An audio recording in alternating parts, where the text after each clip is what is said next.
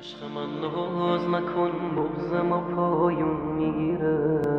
یه روزی دست زمونه تو رو. عشق من ترانه ای از شهاب رنجبر با آهنگ، تنظیم و صدای سروش ملکپور.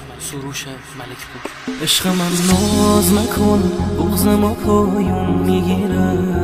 یه روزی دست زمونه تو رو از من میگیره.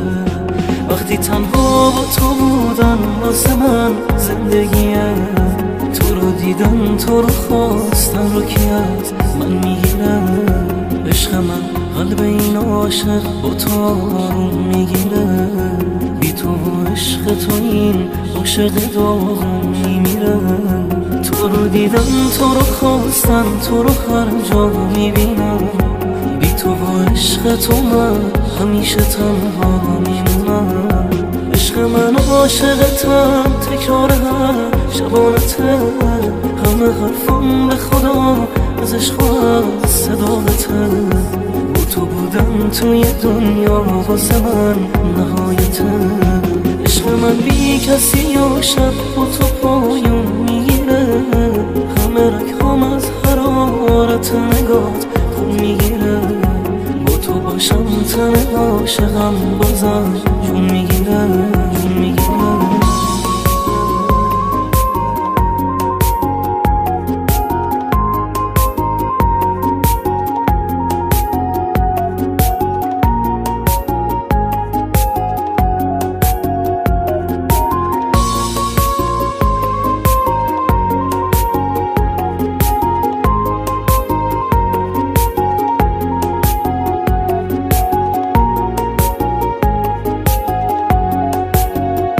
تویم کردی بری، خاطر حالتم میمیره.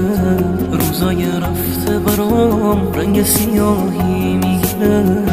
اگه صد بهار و پاییز واسه تو گریه کنم، نمیتونم که تو رو یه لحظه از یاد ببرم.